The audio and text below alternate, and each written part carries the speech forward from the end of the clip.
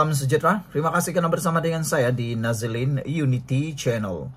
Saudara-saudara sekalian, heboh hari ini dalam sambutan Hari Kebangsaan di Perak, Sultan Perak diserang.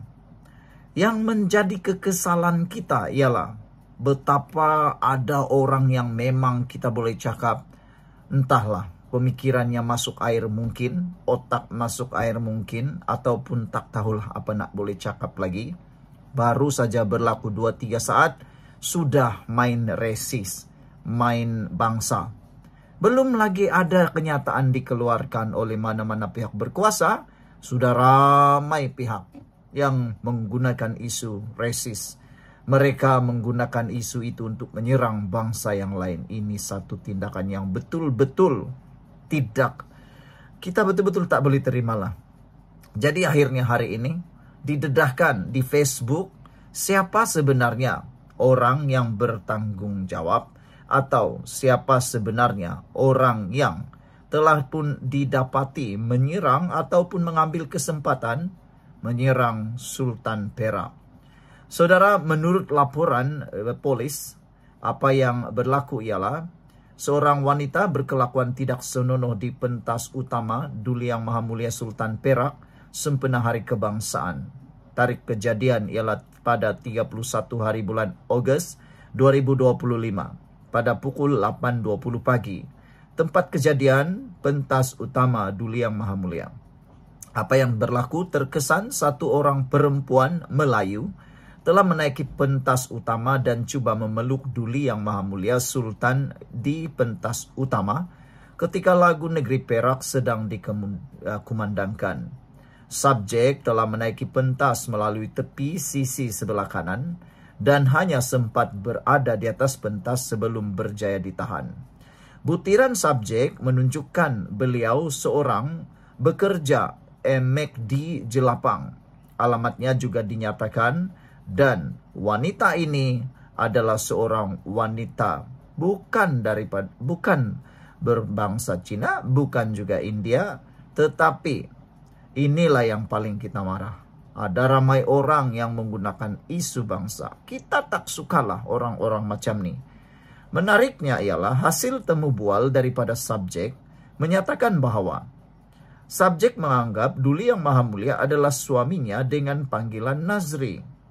Subjek juga mempunyai 2 rekod JBS yang mana subjek juga terkesan mempunyai kad rawatan pakar neurologi HPRB masalah saraf otak. Apa yang dibuat tindakan kini ialah untuk tes urin, pemeriksaan rawatan pemeriksaan dikeluarkan oleh KPD Ipoh. Saudara, paling menjijikkan apabila terdapat manusia yang bodoh mengatakan perempuan yang berbangsa Cina kononnya menyerang, tetapi sebenarnya memalukan. Apabila tindakan itu sengaja untuk bertindak resis, kita tidak pedulilah siapa serang siapa, tapi jangan gunakan isu kaum. Jangan gunakan isu kaum. Siapapun harus kita jaga. Perbuatan begini memang betul-betul menyebabkan ramai orang marah. Ini sengaja dibuat tanpa soal selidik untuk menuding jari terhadap kaum lain. Ini hanya akan boleh mencetuskan perbalahan. Disebabkan oleh tindakan bodoh seperti orang-orang yang tidak mahu memperdulikan lagi keamanan negara. Tiada lagi siasat, terus tuding kepada bangsa lain. Sebelum kita teruskan ulasan ini, jangan lupa tinggalkan komen Anda dengan tanda pagar Kami Sayang Malaysia. Tapi sebelum itu saya kongsikan dulu kepada Anda semua. Ini terapi imun Transfer Factor for Life. Terapi imun yang meningkatkan daya imun badan kita sehingga 400% secara umum dan ringkasnya. Apabila imun badan kita lemah, apabila imun badan kita jadi bodoh, apabila imun badan kita tidak lagi bertindak dengan kuat, kita kena penyakit dan tak sembuh daripada semua jenis penyakit. Tetapi dengan imun badan kita yang kuat, dengan imun badan kita yang menjadi bijaksana, ia akan mengenal mana satu lawan, mana satu kawan. Terapi imun ini mendidik imun badan kita menjadi bijaksana, kuat, dan seimbang. Apabila imun badan kita kuat dan seimbang, kita sembuh daripada penyakit karena imun badan kita bertindak menghapuskan penyakit dari dalam tubuh badan kita. Produk ini lulus KKM, diperakui oleh dokter-dokter di seluruh dunia dan halal. Cepat dapatkannya sekarang. Ini adalah jawaban kepada doa Anda selama ini. Saudara, nasihat kita kepada semua rakyat Malaysia, jangan cepat menuding jari. Jangan cepat meludah ke langit. Nanti takut kena di muka sendiri. Tak habis-habis manusia-manusia yang tak sayang Malaysia ini bersifat resis, sudahlah resis, bodoh lagi. Macam itulah. Mereka tak tanya pula, macam mana perempuan itu boleh lolos dengan pegawai keselamatan. Ini yang patut kita cakap, bukannya bangsa. Ini yang membimbangkan. Kita berdoa selepas ini, tiada lagi kes yang berlaku selepas ini. Sekian dulu untuk kali ini. Jangan lupa tinggalkan komen Anda dengan tanda pagar. Akhirnya, identiti penyerang Sultan Perak diketahui. Kita jumpa lagi. Bye-bye. Terima kasih karena bersama dengan saya di Nazilin Unity Channel. Hari ini kita digemparkan dengan kejadian yang dahsyat di Indonesia. Ada seorang yang memberikan tanda tanya kepada saya. Beliau bertanya, adakah perkara itu boleh berlaku di Malaysia? Jawaban kepada persoalan itu sudah tentu jawabannya tidak. Saya ulang sekali lagi. Rusuhan yang berlaku di Indonesia tidak akan berlaku di Malaysia. Tapi syaratnya satu atau dua. Syarat yang pertama ialah kerajaan ini mesti terus dipimpin oleh kerajaan perpaduan. Syarat yang kedua ialah kerajaan ini mestilah mengutamakan perpaduan kaum, bangsa dan agama. Tanpa main sedikit pun sentimen yang boleh memecah belahkan rakyat. Itu syarat kepada apa yang kita tidak mahu berlaku di Malaysia, yaitu rusuhan yang berlaku di Indonesia. Saudara-saudara sekalian, hari ini saya akan ulas isu panas yang sedang berlaku di Indonesia. Rusuhan jalanan, demonstrasi besar-besaran, kekacauan sosial. Persoalan utama ialah, bolehkah perkara sama berlaku di Malaysia? Jawaban saya jelas, tidak. Dan dalam ulasan ini saya akan huraikan kenapa Malaysia berbeza, kenapa rakyat Malaysia lebih matang, dan yang paling penting, kerana kepimpinan Anwar Ibrahim serta kerajaan perpaduan.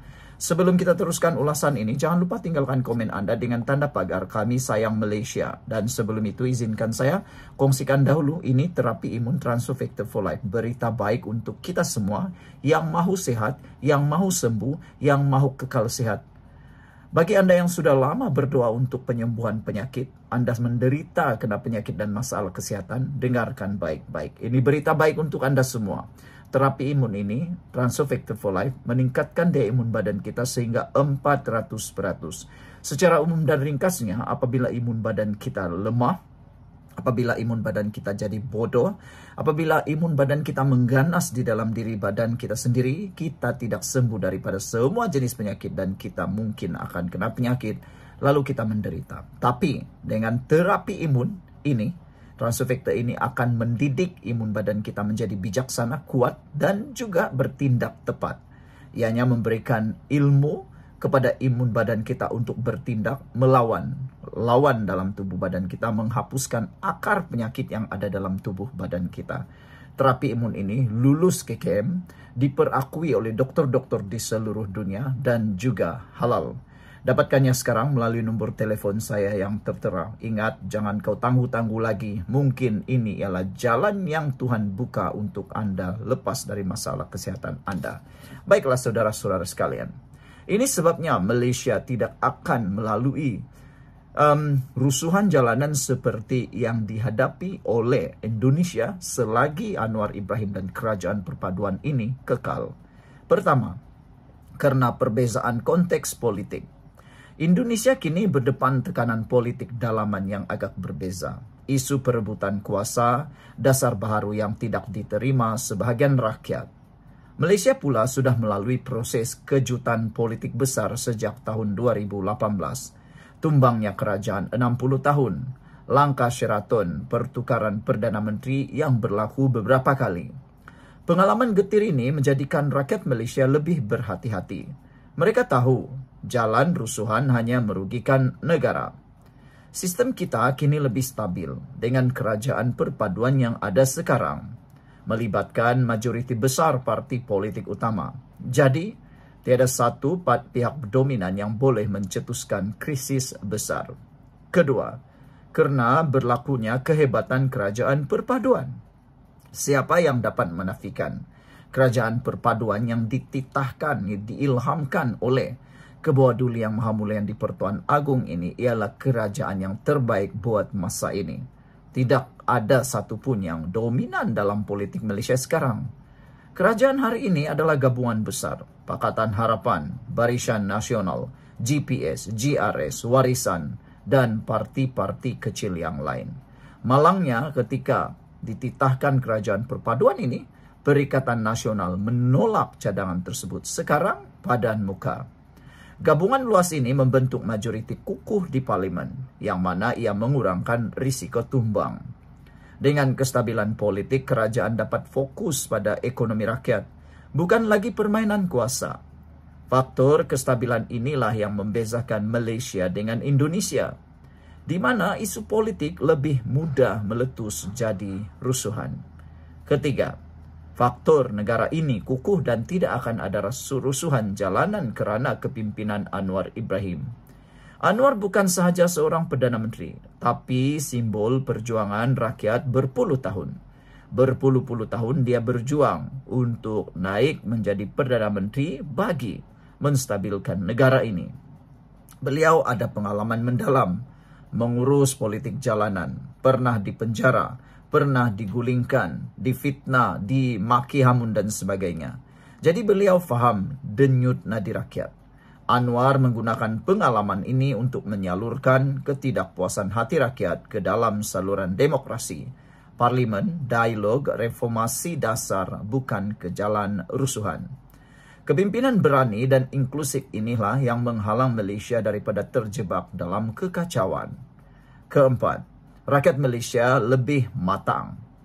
Selepas lebih 20 tahun berjuang dengan isu politik dan ekonomi, rakyat Malaysia sedar bahawa rusuhan bukan penyelesaian.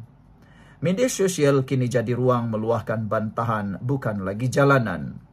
NGO, parti pembangkang, malah golongan muda lebih suka berdebat, berforum dan buat kempen digital daripada rusuhan yang boleh membahayakan diri. Contoh jelas, isu besar seperti 1MDB, GST, perubahan kerajaan, semuanya berlaku tanpa rusuhan berskala besar.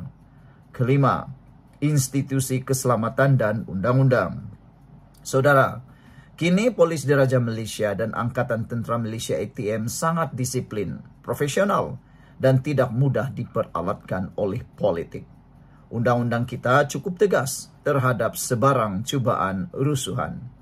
Ini memberi keyakinan kepada rakyat bahawa kestabilan akan sentiasa dijaga. Jadi, jelaslah bahawa rusuhan seperti di Indonesia tidak akan berlaku di Malaysia. Faktor utama ialah kehebatan kerajaan perpaduan, kepimpinan Anwar Ibrahim yang berwibawa, kematangan rakyat Malaysia serta kekuatan institusi keselamatan kita. Malaysia kini berada di landasan stabil dan ini menjadikan kita lebih kuat, lebih bersatu. Jika anda setuju dengan ulasan saya yang hebat ini, jangan lupa tekan butang like, share dan komen dengan tanda pagar Kami Sayang Malaysia. Jangan lupa, kestabilan bukan sesuatu yang datang percuma.